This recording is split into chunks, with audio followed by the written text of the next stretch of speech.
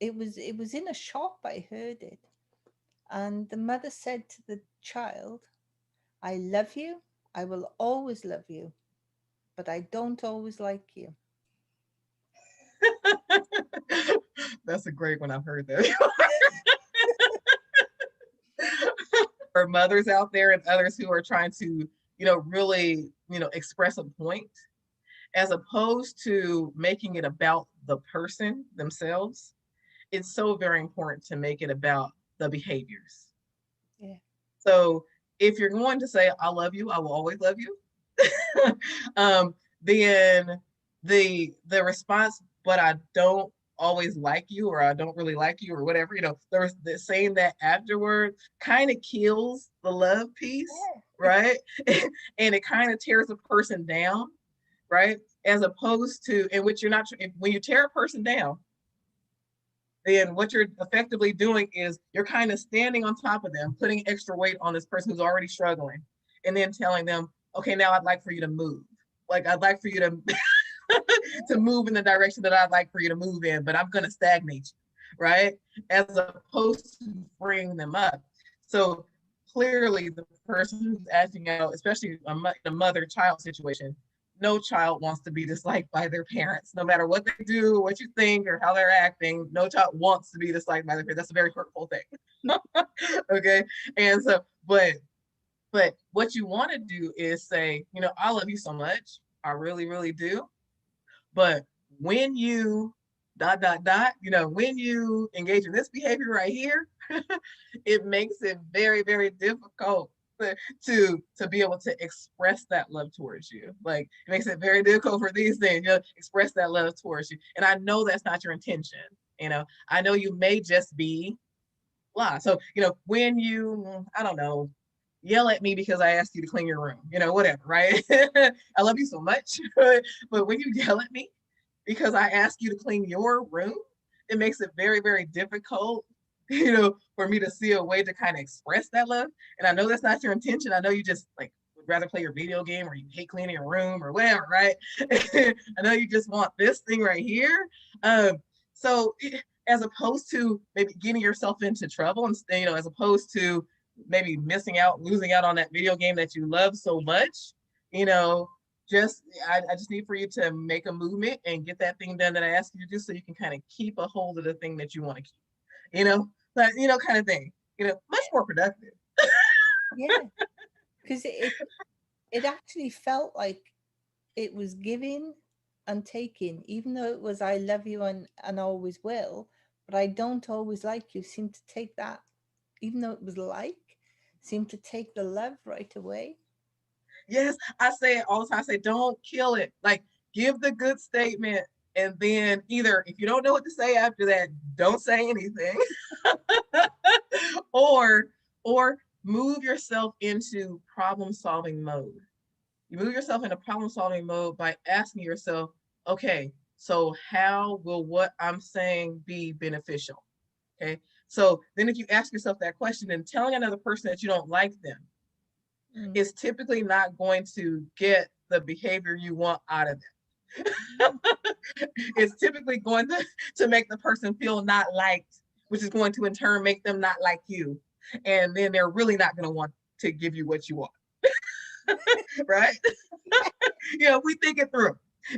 And so then if you start to ask yourself that question, that problem solving question, what am I trying to gain from this? Then you're looking to move a person into a space where they can actually comply. They can actually do the thing that you're asking them to do. That's ultimately what you want. You want them to do the thing that you want them to do. And so, and even because this is something I speak to all the time, like, especially when you're dealing with, kids that are autism spectrum or on the spectrum trait, that Aspergers, and even when you get into some of your like reactive attachment disorders, but those disorders or challenges, that's a better one for me. Those challenges where they appear non-compliant or selfish, okay, on their own agenda, right? You're dealing with all these kind of frustrating, ways of being, right? And so, when you're dealing with these things, then as opposed to becoming personally offended by it, which is what people often do, as opposed to trying to figure out a way to kind of, well, I have to say this, a lot of people kind of overgive trying to buy compliance. Yeah. So there's a big time parental mistake, and also, in marital relationships, but a big time parental mistake is the parents that the kids act out consistently, and the parents are consistently, by going out of their way to buy the biggest, best things. They get bigger and broader with the things they're getting, or doing, when that's not what is going to provoke the child to become compliant. As a matter of fact, you're just reinforcing the negative behaviors. Yeah. So when a child is acting out, you continue to give, over give to this child who is not learning that they have to earn what it is that they get. Yeah. Then you set yourself up for big time upset, because then you're personalizing and saying, well, after all I do for you, and you still can't do this thing that I asked you to do. Yeah. Right? I just gave you the biggest birthday party ever I've ever seen in life, and now you can't even clean your room, right? All these personalizations.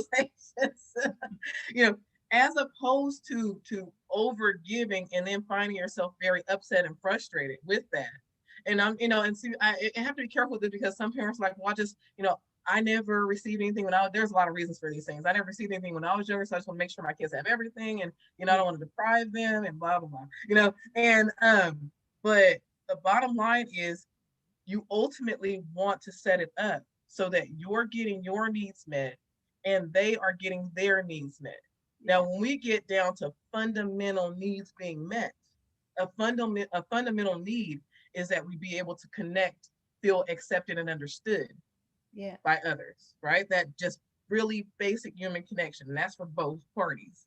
So if you know that, if you're operating according to that, then when you're speaking to this, what could be deemed as frustrating person, then you're dealing with them in an entirely different way. So if say, for example, if you know that you're dealing with an on their own agenda kind of person, okay, don't get all wrapped up in well, they're just so selfish and they don't care. They only care about themselves. Don't get wrapped up in that. Get more wrapped up in, how do I get what I need from this person who is on their own agenda? If you think it through, you can get what you need. Okay. So say, for example, with the cleaning of the room example, that the reason I worded it the way that I did is because you're helping them get to the thing that they want. Because see, they're non-compliant because they're interested in doing something else. Okay. So you're not going to gain their compliance by telling them how terrible they are for not doing what it is you asked them to do. You're never going to do that, right? And so the way you gain compliance is, hey, look, work before play. So my favorite things to tell parents: work before play. I would be doing you an extreme disservice if I taught you anything otherwise. I love you too much to teach you that you can play before you work, because you won't be successful in life with that, right? Right. And so then you start to teach them, hey, I know that you hate cleaning your room. I know it's like the worst, right? So then you're kind of acceptance, right? They're not terrible people for not liking chores. None of us really like chores. If you like chores, then okay, you're rare, but you're a rare individual. But none of us like chores. So if we're dealing in the real truth, then now we're dealing in the real truth. I know you don't like this. None of us like this, baby. But it's gonna set you up to not have access to the thing that you really want if you don't get this done, kind of thing. Now, we're in essence saying the same thing that we would say before, like you do this or you're going to lose this, right? But you're kind of flipping it. So it's like, I'm on your side. I want you to have your time with this thing that you love. I love when you're happy, but I can't teach you the wrong things, kind of thing. You get into that. Like, I love you too much to teach you the wrong thing. I know you hate it, and so, but and then ultimately, if you're like super, super like getting really, really basic with it, it's set yourself up to like the person it is you're interacting with without being upset with them for not being likable, automatically, right? Because most of the time it's a setup. If we think that what we want, another person is going to automatically want, and that's the way it should be, then we're just like misleading ourselves in the first place. We're like setting ourselves up to be upset. Yeah. But if we're able to attach to, it's okay for another person to want something different, but this is what's going to cause us to relate to one another in a better way.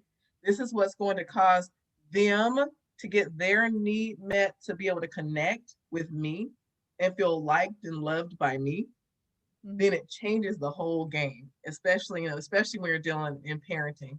It changes the whole game when you start to think, okay, I need to do the things that will cause me, I need to react in a way that will cause me to like my child.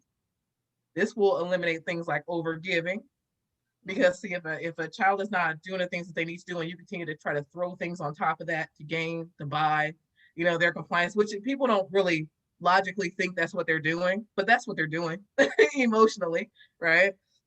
And or sorry, emotionally, when you're overgiving, you're feeding your need to give. You're feeding your need to give, and discounting their need to learn how to be liked.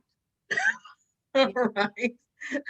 And so when you start to think of it in this way, then it'll become natural for you to do or not to do certain things. So when, say, the child who's not compliant is asking for something they want, you're not with all this attitude, no, I don't like you, so you're not. Basically, because that's basically the message we give is, no, I don't like you, so you're not getting it. Or, oh, I can't believe you're asking me for this when you couldn't even do this thing, so now you're the victim to them. So, right? And when you have the victim, you have to have the villain, right? And so if you make them a villain, they'll be the villain, right? But if you get into concepts like, I really love to be able to do that, but wouldn't be comfortable with that because, these are, because I asked you to do these things and you weren't able to do that, or you fought me on it, so I wouldn't be comfortable doing that at all until you at least do the thing that I asked you to do.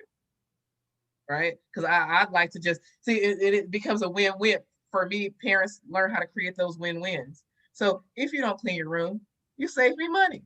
You don't have to say that to the kids, but think it. If you don't want to clean your room, you save me money.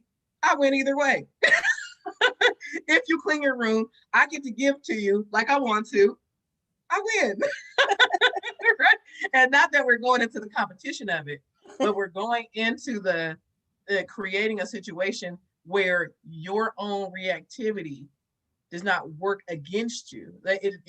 I'm looking to help people create avenues to get their needs met. This is how. This is like creating the pathway to getting your needs met and the others. So you're win-win.